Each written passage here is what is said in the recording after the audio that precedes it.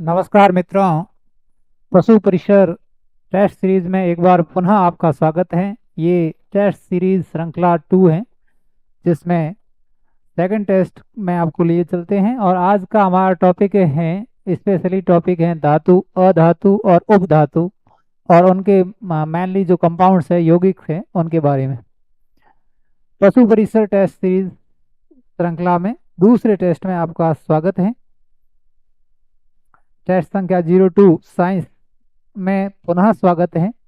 पहला क्वेश्चन है आपका, कृत्रिम वर्षा में प्रयुक्त होने वाली या उपयोग में ली जाने वाली कौन सी गैस है? जीनॉन, क्रिप्टॉन, रेडॉन और सिल्वर आयोडाइड।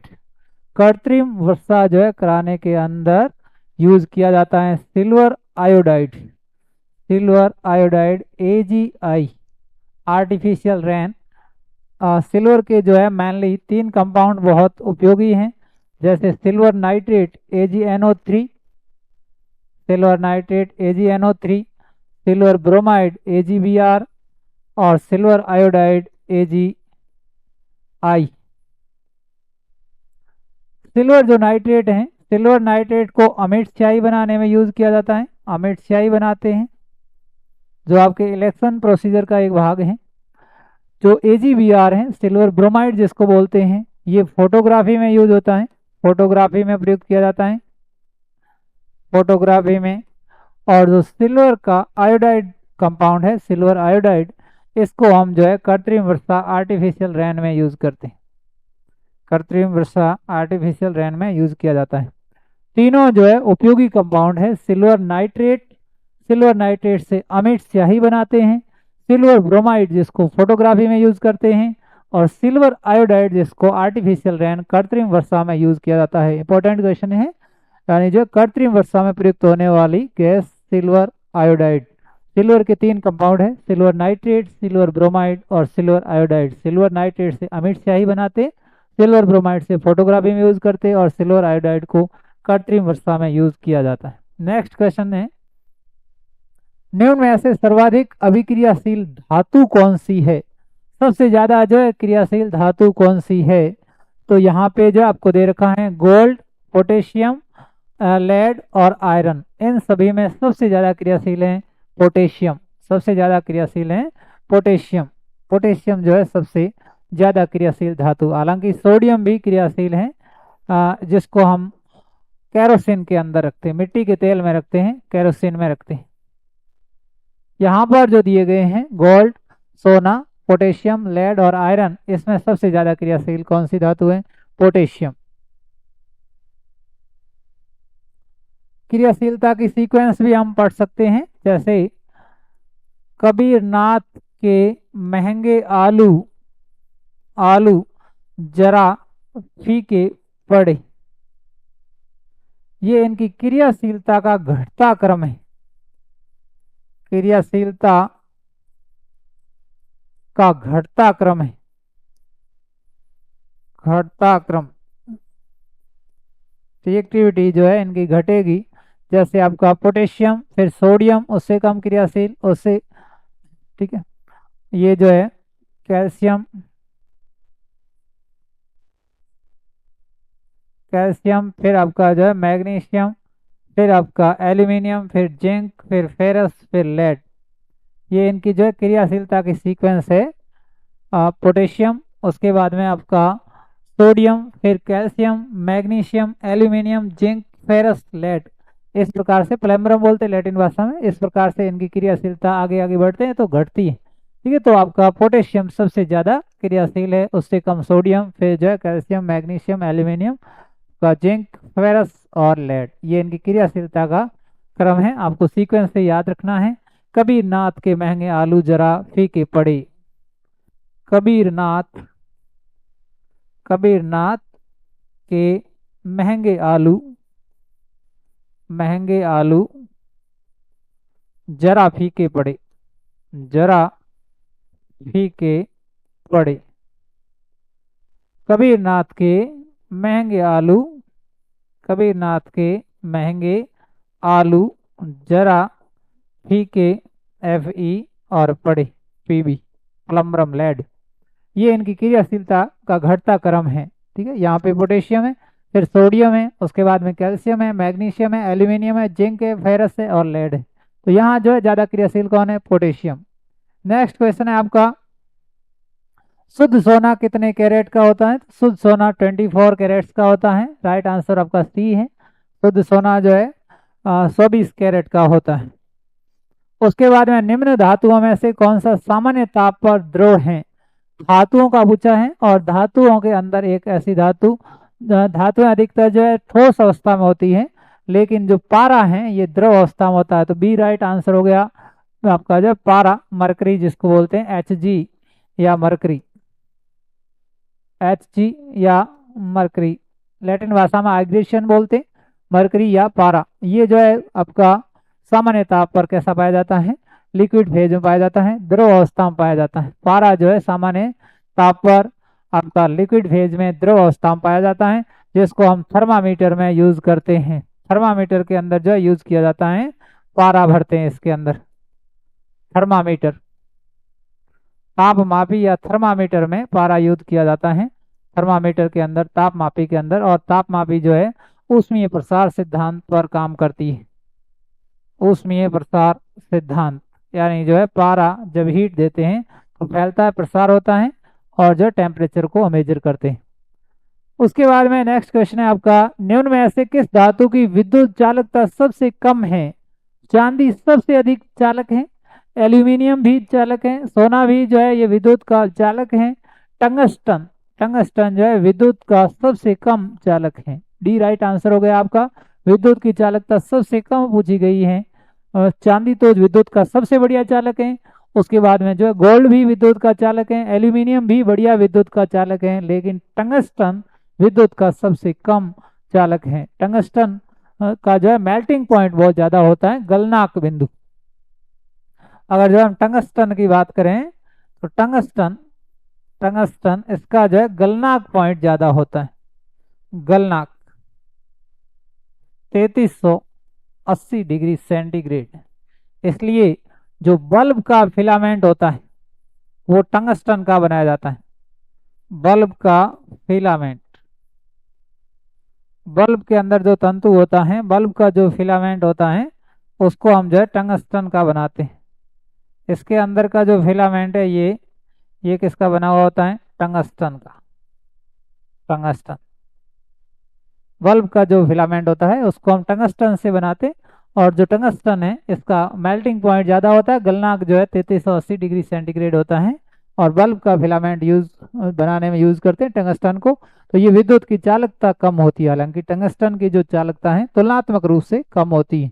मैक्सिमम जो है सबसे ज़्यादा आपकी सिल्वर की होती है, चांदी की होती है, उसके बाद में जो है सोना, एल्यूमिनियम इनकी ज़्यादा होती है, कॉपर की ज़्यादा होती है, टंगस्टन की चालकता कम होती है। नेक्स्ट आपका क्वेश्चन है, वह धातु जिसमें सर्वाधिक तन्यता का गुण पाया जाता है। तन्यता का मतलब ये है अगर हम उसको खींचें तो वो टूटे नहीं। ये जो है जैसे कोई आपकी जो है धातु है, और इसको दोनों साइड से अगर या एक साइड से खींचें पकड़कर, उस स्थिति में टूटे नहीं, इसको बोलते तन्यता। और तन्यता का गुण जो है सोना, चांदी, लोहा, कॉपर, इसमें सबसे ज्यादा पाया जाता है सोने के अंदर। अगर आप 1 ग्राम सोना लें, 1 ग्राम सोना लें तो उससे 2 किलोमीटर लंबा तार बना सकते हैं। 2 किलोमीटर लंबा तार बना सकते हैं, तार। 1 ग्राम सोना लेकर उससे 2 किलोमीटर लंबा तार बनाया जा सकता है, फिर भी टूटेगा नहीं। तो इसका मतलब इसकी तन्यता क्या होती है? ज्यादा होती है। सोने की जो तन्यता है ज्यादा होती है, खींचने पर टूटता नहीं। तो इसमें राइट आंसर हो गया ए, सोना। नेक्स्ट है आपका, वह अधातु जो सामान्य ताप पर द्रव अवस्था में पाई जाती हैं। अधातुएं तीनों अवस्था में पाई जाती है। अधातुएं जो है लिक्विड भी होती है, सॉलिड भी होती है, और जो है गैसेज भी होती है। सॉलिड फेज में भी होती है, लिक्विड में भी होती है, और गैस भी होती है, गैस भी होती है। जैसे सॉलिड फेज के अंदर जो है सल्फर है, ये सॉलिड फेज में होता है, कार्बन है सॉलिड फेज में होता है। लिक्विड फेज में होता है आपका ब्रोमीन, जो है आपका ब्रोमीन लिक्विड फेज में होता है। और बाकी जो है गैसेज होती है, जैसे ऑक्सीजन है, नाइट्रोजन है, हीलियम है, या अक्रिय जितनी भी गैसें हैं, नॉन रिएक्टिव जितनी भी गैसें हैं, अक्रिय गैसेज। तो ये जो है सारी गैस फेज में होती है। एकमात्र अधातु है जो लिक्विड फेज में होती है, जिसका नाम क्या है, ब्रोमीन। पूछा क्या गया है, एकमात्र अधातु या वह अधातु सामान्य ताप पर द्रव अवस्था में पाई जाती है, लिक्विड फेज में पाई जाती है। राइट आंसर क्या हो जाएगा, ब्रोमीन।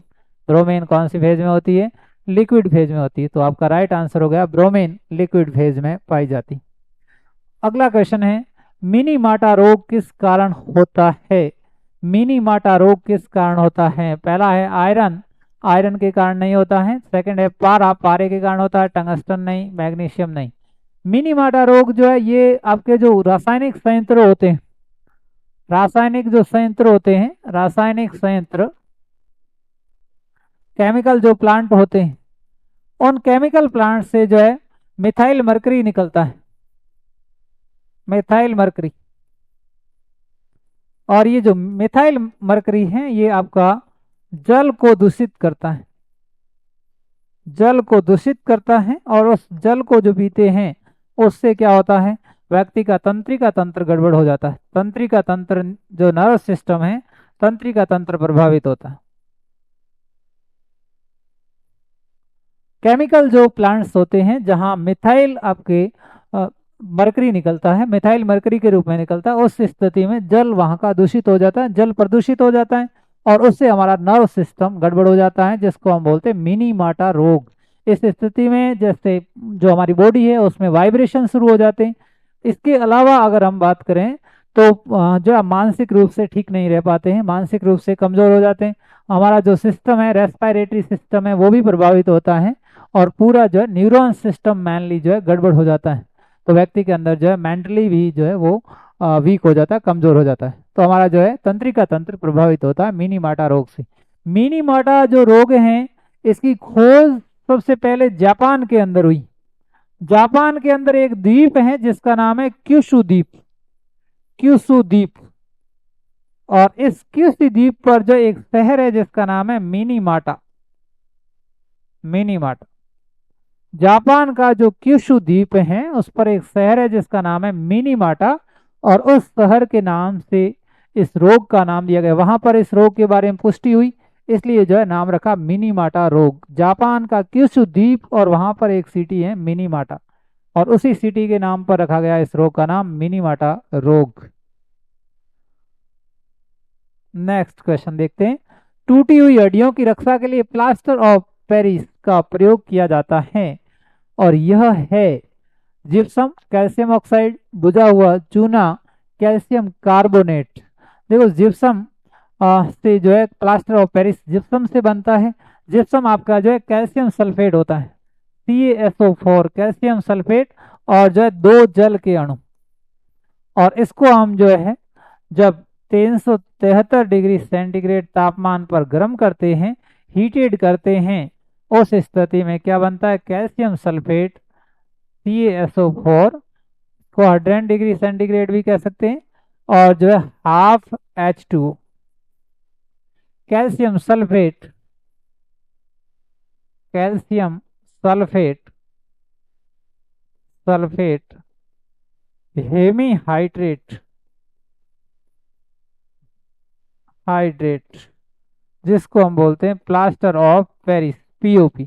तो POP किससे बनता है, ये आपका है जिप्सम, जिप्सम से बनता है। POP किससे बनता है, जिप्सम से। राइट आंसर क्या हो गया, जिप्सम। POP जो होता है जिप्सम से बनता है। टूटी हुई हड्डियों पर प्लास्टर करने के काम आता है प्लास्टर ऑफ पेरिस।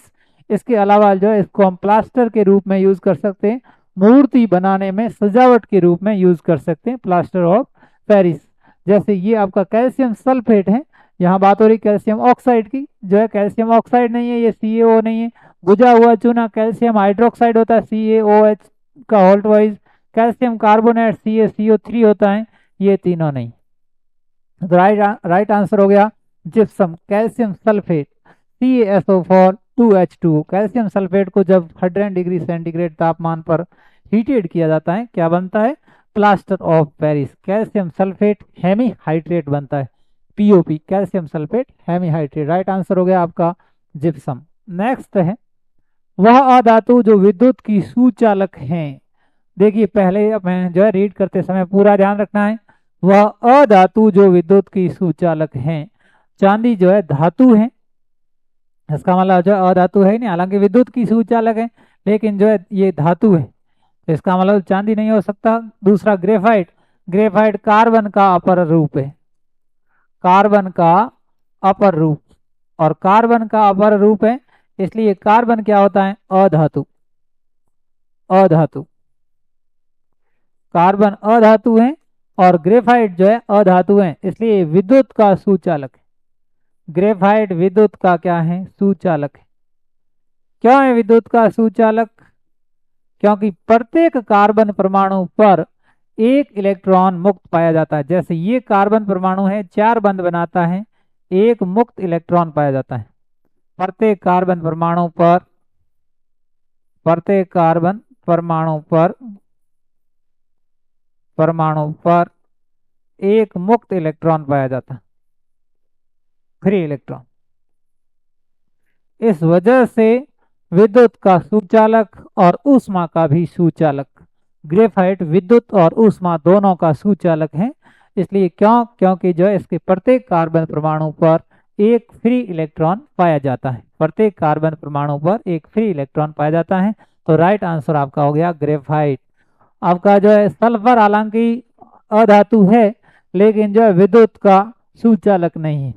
उसके बाद में लोहा आपका धातु है, चांदी और लोहा दोनों ही धातु हैं, तो आपको अधातु का पूछा, अधातु के अंदर विद्युत की चालकता ऊंची है, तो बी राइट आंसर हो गया ग्रेफाइट। ग्रेफाइट जो है इसका राइट आंसर हो गया। सल्फर हालांकि जो है अधातु है लेकिन विद्युत का चालक नहीं है। नेक्स्ट क्वेश्चन देखते हैं। क्रियाशील अधातु जो वायु में खुला रखने पर आग पकड़ लेती है, सोडियम, क्लोरीन, पोटेशियम और आपका फास्फोरस। क्रियाशील अधातु पूछा, पहली बात क्रियाशील अधातु जो वायु में खुला रखने पर आग पकड़ लेती है। हालांकि सोडियम वायु में खुला रखने पर आग पकड़ लेता है लेकिन सोडियम क्या है, धातु है, ध्यान रखना। क्लोरीन, क्लोरीन आग नहीं पकड़ता है तो क्लोरीन नहीं हो सकता। पोटेशियम जो है धातु है और अधातु क्या है, फास्फोरस। राइट आंसर डी हो गया, वायु में खुला रखने पर आग पकड़ लेता है फास्फोरस। आप जो है माचिस को देखेंगे, माचिस के अंदर जो साइड पट्टी होती है माचिस की, जो जैसे ये आपकी माचिस है, दिया सलाई है माचिस, और इसकी जो साइड की पट्टियां होती है ये वाली, ये लाल फास्फोरस की बनी हुई होती है, लाल फास्फोरस, लाल फास्फोरस। इसके अलावा तीली की अगर हम बात करें तो तीली के जो आगे का सेक्शन होता है इसके अंदर श्वेत फास्फोरस मिलाया जाता है। श्वेत फास्फोरस ज्वलनशील पदार्थ है, इसका ज्वलन ताप कम होता है और साथ में जो है एंटीमनी, एंटीमनी ट्राइसल्फाइड, ट्राइसल्फाइड।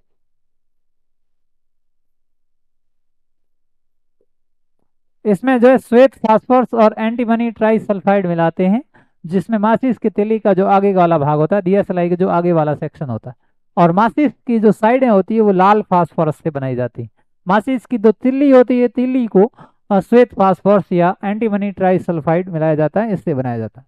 ये तो हमें ध्यान रखना है। अधातु, अधातु में पूछे तो ध्यान रखना है आग कौन पकड़ता है जल्दी, फास्फोरस। माचिस की डिब्बी में क्या होता है, साइडों में लाल फास्फोरस। तीली का जो आगे का सेक्शन होता है श्वेत फास्फोरस या एंटीमनी ट्राइसल्फाइड। हालांकि अभी श्वेत फास्फोरस कम यूज करते हैं क्योंकि ज्यादा घातक होता है श्वेत फास्फोरस, इसलिए अभी तीली बनाने में श्वेत फास्फोरस को कम यूज किया जाता है। नेक्स्ट आपका क्वेश्चन है, एक्वारेजिया में आपका जो है चांद्र हाइड्रोक्लोरिक अम्ल तथा सांद्र नाइट्रिक अम्ल किस अनुपात में मिलाया जाता है। इसके अंदर जो हम कॉन्सेंट्रेशन मिलाते हैं, आपका जो है कॉन्सेंट्रेशन HCl मिलाते हैं हाइड्रोक्लोरिक अम्ल, और कंसंट्रेशन चांद्र जो है SNO3 मिलाते हैं, HNO3। एक्वारेजिया कहा जाता है इसको, ये 3:1 में मिलाया जाता है, 3:1। HCl और HNO3, सांद्र HCl और सांद्र SNO3 को 3:1 में मिलाया जाता है। सी आपका राइट आंसर हो गया, इसको 3:1 में मिलाया जाता है। ये जो है जैसे आपका प्लेटिनम है, प्लेटिनम, इसके अलावा का सोना है, सोना, इस प्रकार की जो धातुएं हैं, धातुएं गलाने में प्रयुक्त होता है, गलाने में प्रयुक्त। एक्वारेजिया या अम्लराज कहा जाता है। इसको जो है हम एक्वारेजिया या क्या बोलते हैं, अम्लराज, अम्लराज। ठीक है, सांद्र HCl और सांद्र HNO3, यानी जो है HCl हाइड्रोक्लोरिक अम्ल और जो है नाइट्रिक अम्ल, जो है इनकी सांद्र मात्रा ली जाती है जो है 3:1 में। इसको 3:1 में लेते हैं। फिर जो है ये धातुओं को गलाने में प्रयुक्त किया जाता है। भाइयों दे ध्यान रखियो, आजकल जो को है चोरी करने का ये एक माध्यम बन गयो है। जगह में धारक गहना है वो न चमका सके, अमल राज प्रयुक्त कर परो, अमल राज को उपयोग कर परो, और जो है ऊपर की जगह ले रहे हैं वह हटा सके, सोनो जो है कम कर सके। इन वास्ते गहना कभी चमकाना नहीं। इया नहीं जो है कोई आयो भाई भाइयों धार गहनो लिया हूँ चमका दूं, तो वो गहनो ले जेला चमका देला। इन वास्ते धोने पूरा ध्यान रखना है, साइंस पढ़नी है। और साइंस में एक्वारेजिया को पूरा ध्यान रखना है कि 3:1 में हाइड्रोक्लोरिक अम्ल और नाइट्रिक अम्ल मिलावड़ा में मारे गहनो समकाणों को नहीं दे धारे चमकाओ।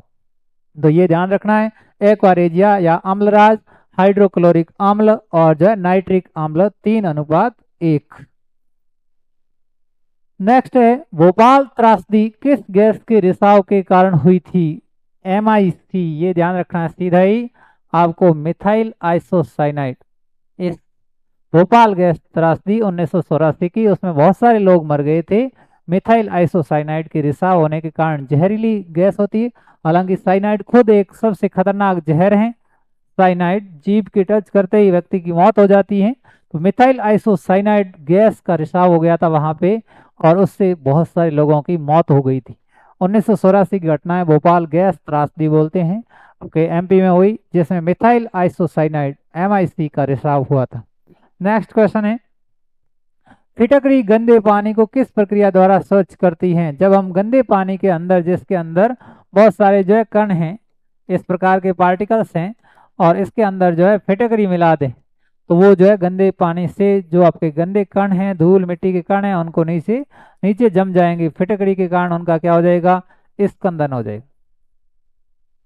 इसलिए कई बार अगर चोट लग जाए, चोट लग जाए, या फिर जो है खून चल रहा है, खून का स्त्राव हो रहा है, उस स्थिति में फिटकरी यूज की जाती। फिटकरी आपने जो है हेयर सैलून वाले में देखा होगा, जो है सैलून वाले जो है फिटकरी रखते हैं। जब आप दाढ़ी बनाते हैं, दाढ़ी, और कहीं पर कट लग जाए, तो नाई फटाफट जो है हजामत करने के बाद में जो है वहां पे फिटकरी घस देता है। तो वो क्या करती? क्लॉट बनाती, स्कंदन करती, रक्त का तक्का बनाती, रक्त का क्लॉट बनाती। तो सिमिलरली उसमें फिटकरी यूज करते हैं, जो है खून के स्त्राव को रोकने के लिए फिटकरी यूज किया जाता है। तो ठीक उसी प्रकार से पानी के अंदर जब हम फिटकरी डाल देते हैं, तो पानी जो है इस टाइप का जो गंदला पानी होता है, जिसके अंदर बहुत सारे सूक्ष्म जीव या जो है बहुत सारी मिट्टी के कण अगर जो है पानी के अंदर है, तो वो स्कंदित हो जाएंगे, एक जगह जो है नीचे आ जाएंगे। तो इसको बोलते हैं क्लॉटिंग या स्कंदन। फिटकरी गंदे पानी को किस प्रक्रिया द्वारा स्वच्छ करती है? स्कंदन द्वारा। नेक्स्ट है, बनावटी सोना आर्टिफिशियल गोल्ड किस धातुओं का मिश्रण है? आजकल जो है गहने की डिमांड बहुत ज्यादा बढ़ गई है, शादी ब्याह का खर्चा बढ़ गया है। 8-10 तोलों की बाजूबंद, 8 तोलों का 8 बाजूबंद, भुजबंद 4 तोलों कंठी, कंठी कितना तोला होया? 22 तोला प्लस 2 तोला मंगलसूत्र और अन्य,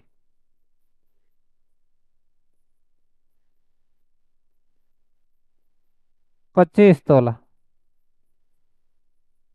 कितना रुपया होया? 25 लाख सीधा, प्लस 10 लाख खर्चो। एक आदमी ने परणाणु हो 35 लाख खर्चो चाहिए। ये वास्ते साइंस एक ऑप्शन दे, आर्टिफिशियल ज्वेलरी, यानी कि बनावटी सोना यूज कर सकते हैं, जो है फ्री ऑफ कॉस्ट। 25 लाख की जगह 25,000 में आराम से बहुत बढ़िया जो है सोना या सोने के जो है आभूषण तैयार हो जाएंगे। इसलिए आर्टिफिशियल गोल्ड, जिसको बनावटी सोना कहते हैं, जो आपके बनावटी गहने बनाने में काम में आता है, और इसमें यूज किया जाता है कॉपर और एल्यूमिनियम। बी राइट आंसर हो गया आपका, कॉपर और एल्यूमिनियम। कॉपर और एल्यूमिनियम, तांबा और एल्यूमिनियम यूज करते हैं, हालांकि तांबा बहुत कम यूज करते हैं, लगभग 10%, और एल्यूमिनियम सबसे ज्यादा इसमें यूज करते हैं 90%। ठीक है, इस रेशो में अनुपात किया जाता है, इसको मिलाया जाता है, और इससे जो है ज्वेलरी बनाई जाती है, जो नकली टाइप की ज्वेलरी होती है, 1-2 साल तक चलती है, फिर आपकी जो है वापस आप ले सकते हैं। तो बनावटी सोना या आर्टिफिशियल गोल्ड जिसको बोलते हैं, तांबा और एल्यूमिनियम का मिलावट, तांबा और एल्यूमिनियम का मिलावट है, जिसमें आपका जो है कॉपर कितना 10%, एल्यूमिनियम 90% के आसपास, तो इससे बनाते बनावटी सोना। नेक्स्ट क्वेश्चन है आपका, मुद्रा धातु की सबसे स्थायी ऑक्सीकारक अवस्था क्या है? मुद्रा धातु की सबसे स्थायी आपकी जो ऑक्सीकारक अवस्था क्या है? मुद्रा धातु, मुद्रा धातु के रूप में हम जो है यूज करते हैं चांदी को, अर्जेंटम, कॉपर को, और यूज करते हैं गोल्ड को, एयू, औरम। मुद्रा धातु के रूप में चांदी, कॉपर और जो है औरम यूज किया जाता है। अब देखिए इसमें हमें क्या पूछा, मुद्रा धातु के अंदर सबसे स्थायी ऑक्सीकारक अवस्था कौन सी है? आपकी जो सिल्वर होती है वो Ag+1 में, इसका जो मूलक होता है, रेडिकल होता है, वो Ag+ में ज्यादा स्टेबल होता है। जो कॉपर होता है ये आपका Cu2+ में ज्यादा स्टेबल होता है, और जो Au होता है, Au Au आपका 3+ में ज्यादा स्टेबल होता है। ये इनके हालांकि रेडिकल के अंदर हमें ध्यान रखना पड़ता है कि कौन सी जो अवस्था वो ज्यादा स्टेबल है।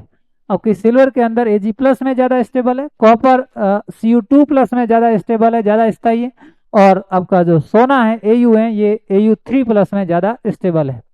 अब देखिए इसमें ऑप्शन हम देख लेते हैं, जैसे Cu+ में है, छोड़ दीजिए, Cu2+ में, इसमें भी Cu2+ में, Cu2+ में, Ag इसमें प्लस में है, तो आपका बी राइट आंसर हो गया, Ag+ में है और Au जो है +3 में है।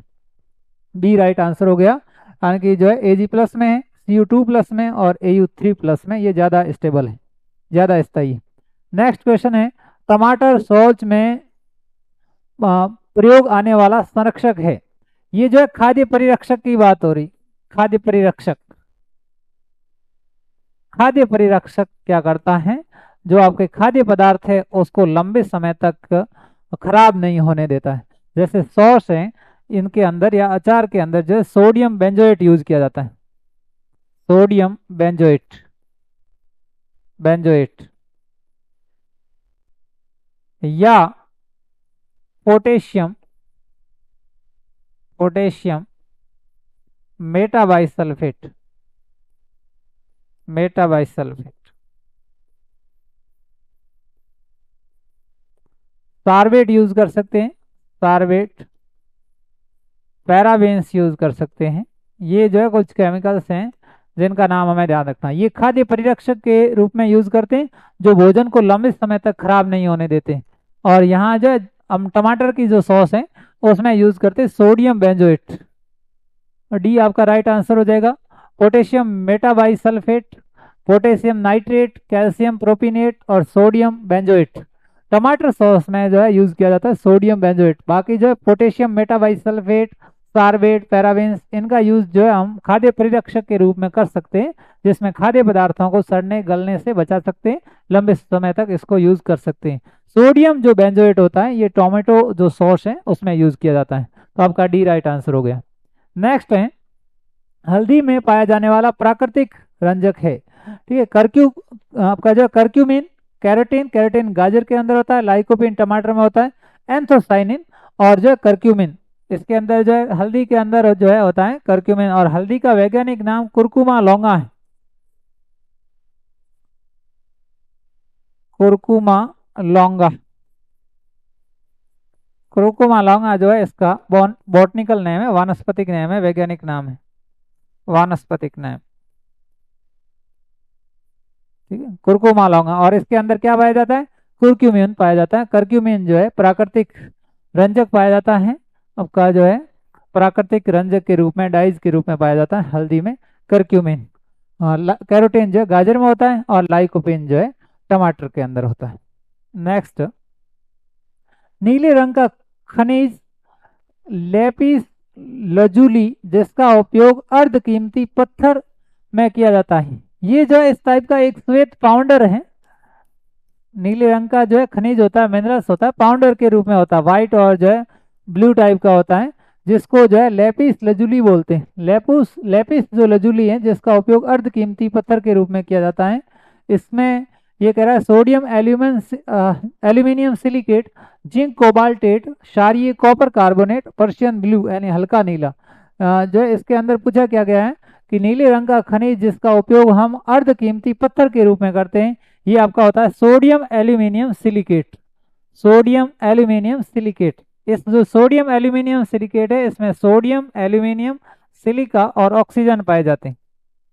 ठीक है, इनका कंपोजिशन होता है, इसमें ये संगठन के रूप में पाए जाते हैं, इसके संगठक है, कंपोजिशन है।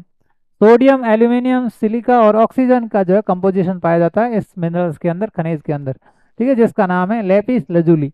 लेपिस लजूली, जिसका उपयोग हम जो है कीमती पत्थर के रूप में करते हैं। सोडियम एल्यूमिनियम सिलिकेट आपका ए राइट आंसर हो गया। नेक्स्ट आपका क्वेश्चन है, एक एल्केलॉइड जो नेत्र विज्ञान में आंख की पुतली को विस्तारित करने के काम आता है, ये आपकी मेडिसिन के रूप में मिलता है एट्रोट्रोपिन। एट्रोट्रोपिन, जैसे हम कई बार आंखों को चेक करवाने जाते हैं, उस स्थिति में पहले एट्रोट्रोपिन आई ड्रॉप डाली जाती है, और फिर जो आंख के अंदर कचरा निकालना हो या और कोई भी मेडिसिन देनी हो तो वो देते हैं। तो ये कह रहा है कि एक एल्कोलॉइड है, और एल्केलॉइड क्या करता है, नेत्र विज्ञान में आंख की पुतली को विस्तारित करता है, और इसमें जो है मॉर्फिन, कोडीन, एट्रोट्रोपिन और पाइपरिन, इसमें जो है राइट आंसर हो जाएगा एट्रोपिन। एट्रोपिन नाम से जो आई ड्रॉप आती है, जब आप कई बार आई का इलाज कराने, आंख का इलाज कराने जाते हैं, तो एट्रोपिन के नाम से जो एक आई ड्रॉप आती है, एट्रोपिन आई ड्रॉप। ये आई ड्रॉप डालते हैं और आंख के जो है विस्तार में सहायक है। ठीक है, तो ये एक एल्केलॉइड है जो नेत्र विज्ञान के अंदर आंख की पुतली का विस्तार करने के लिए एट्रोट्रोपिन यूज होता है।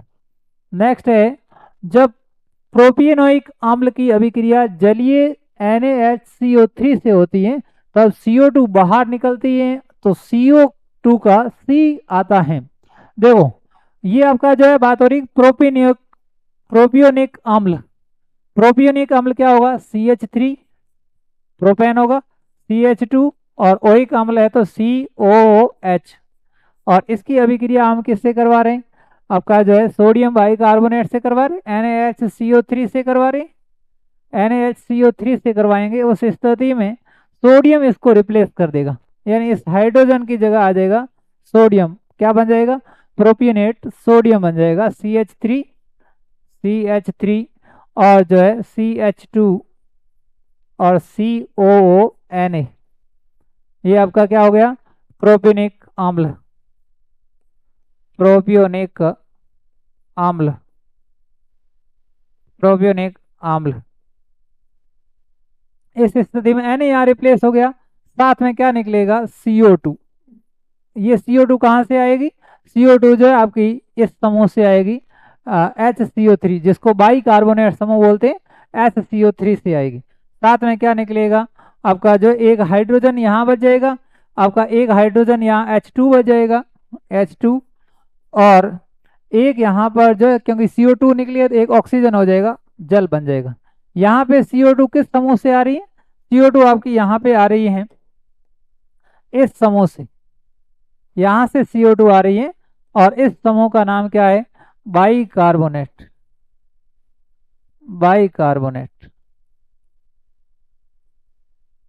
इस बाइकार्बोनेट से क्या आ रही है, CO2 उत्पाद के रूप में आ रही है। तो ये कह रहा है CO2 में C कहाँ से आ रहा है, बाइकार्बोनेट। डी आपका राइट आंसर हो गया, बाइकार्बोनेट समूह से। जैसे ये आपका प्रोपियोनिक अम्ल है, ये आपका सोडियम बाइकार्बोनेट है, इससे जो है सोडियम प्रोपियोनिक अम्ल बनेगा, साथ में CO2 निकलेगी, साथ में जल निकलेगा। तो CO2 में C कहाँ से आया ये पूछना चाह रहा है, और C किससे आएगा, इस जो है बाइकार्बोनेट समूह से आएगा। इसको बाइकार्बोनेट, पूरा आपका सोडियम बाइकार्बोनेट, ठीक है। और इसको जो है बात करें तो ये खाने का सोडा है, सोडियम बाइकार्बोनेट, जिसको बोलते हैं सोने का जो है खाने का सोडा, सॉरी खाने का सोडा, सोडियम बाइकार्बोनेट। तो सोडियम बाइकार्बोनेट से ही आ रहा है, बाइकार्बोनेट से CO2 का सी आ रहा है। कार्बन कहाँ से आ रहा है यही पूछ रहा है कि CO2 का सी कहाँ से आ रहा है, वो पूछ रहा है बाइकार्बोनेट समूह से। नेक्स्ट क्वेश्चन देख लेते हैं। तेजी से बढ़ती हुई मांग को पूरा करने के लिए राय बनी कि भारत नाभिकीय ऊर्जा के भविष्य ईंधन के रूप में थोरियम पर रिसर्च और परिवर्धन को प्रेरित करे। इस संबंध में यूरेनियम पर थोरियम के क्या फायदे हैं? देखो, जब न्यूक्लियर एनर्जी की डिमांड बढ़ी भारत में, नाभिकीय ऊर्जा की डिमांड बढ़ी, उस स्थिति में भविष्य में ईंधन के रूप में थोरियम पर रिसर्च होना शुरू हुआ, उसका परिवर्तन को प्रेरित करने लगे। यूरेनियम पर थोरियम के क्या फायदे हैं उनकी बात हो रही। थोरियम यूरेनियम की तुलना में प्रकृति में प्रचुर मात्रा में पाया जाता है, ये बात तो बिल्कुल सही है। थोरियम ज्यादा है, थोरियम की जो है खाने ज्यादा है। खानों से प्राप्त खनिज के प्रति इकाई द्रव्यमान के आधार पर थोरियम प्राकृतिक यूरेनियम की अपेक्षा अधिक ऊर्जा उत्पन्न करता है, ये भी बात सही है। थोरियम जो है प्राकृतिक यूरेनियम से ज्यादा एनर्जी देता है, सही है, राइट बात है। और थोरियम यूरेनियम की तुलना में कम हानिकारक बेकार सामान उत्पन्न करता है। हानिकारक जो है बेकार सामान भी थोरियम से कम उत्पन्न होते। तीनों राइट आंसर है, तो आपका जो है राइट हो गया ये सभी। हाँ, डी राइट हो गया कि ये सारे के सारे क्या हैं, राइट है। नेक्स्ट देख लेते हैं। किसी अयस्क को वायु की अनुपस्थिति में गलन बिंदु से कम ताप पर गर्म करते हैं। कोई भी अयस्क है, ये कोई अयस्क है, अयस्क, और इसको हम जो है वायु की अनुपस्थिति में गर्म करते हैं। गर्म करते हैं वायु की अनुपस्थिति में, वायु की अनुपस्थिति में, अनुपस्थिति में गर्म करते हैं। और इस स्थिति में जो है जैसे उत्पाद बनते हैं को क्या कहते हैं? इसको जो है आपका जो है अधिशोषण, सॉरी अधिशोधन, जिसको परिष्करण बोलते हैं, निस्तापन, भर्जन, प्रगलन, इसको बोला जाता है निस्तापन। जब अयस्क को वायु की अनुपस्थिति में, वायु की अनुपस्थिति में गलन बिंदु से कम ताप पर गर्म किया जाता है तो इसको बोला जाता है निस्तापन। और अगर ऐसे पूछ ले कि अयस्क हैं और इसको गर्म करते हैं वायु की उपस्थिति में, वायु की उपस्थिति में, उपस्थिति में अगर अयस्क को वायु की उपस्थिति में गर्म करें, इसको कहा जाता है आपका जो भर्जन, इसको हम बोलेंगे भर्जन। ये ध्यान रखना है, अगर अयस्क को वायु की अनुपस्थिति में गर्म करें तो ये कहलाता है निस्तापन, निस्तापन, निस्तापन। और जब अयस्क को वायु की उपस्थिति में गर्म करते हैं इसको बोला जाता है भर्जन, भर्जन। ये ध्यान रखना है, निस्तापन और भर्जन। क्वेश्चन ऐसे भी पूछा जा सकता है, किसी अयस्क को वायु की उपस्थिति में गर्म करेंगे क्या कहलाएगा? भर्जन। और किसी अयस्क को वायु की अनुपस्थिति में उसके गलन बिंदु से कम तापमान पर गर्म करेंगे तो कहलाएगा निस्तापन। तो भर्जन और निस्तापन दोनों 10th क्लास NCERT की बातें, अपन को ध्यान रखना, बहुत महत्वपूर्ण है। कई बार जो अधीनस्थ बोर्ड में ये पूछी गई क्वेश्चन है। ठीक है, वायु की अनुपस्थिति में पूछा जाए तो निस्तापन, वायु की उपस्थिति में अयस्क को गर्म करना गलन बिंदु से कम तापमान पर, भर्जन कहलाता। सही राइट आंसर हो जाता अगर उपस्थिति पूछते तो। अनुपस्थिति में आपका जो है निस्तापन। ओके, नेक्स्ट क्वेश्चन देखते हैं। आपका नेक्स्ट क्वेश्चन है, आयोडीकृत लवण में रहता है, आयोडीकृत लवण के अंदर रहता है मुक्त iodine, calcium iodide, magnesium iodide, potassium iodide. इसके अंदर जो पोटेशियम आयोडाइड होता है Ki, जो आयोडीकृत लवण होता है उनके अंदर, क्योंकि जो इसमें जो आपका साल्ट के अंदर लवण सेतु यूज करते हैं, यहाँ पे साल्ट ब्रिज यूज करते हैं और उसके अंदर होता है KOH।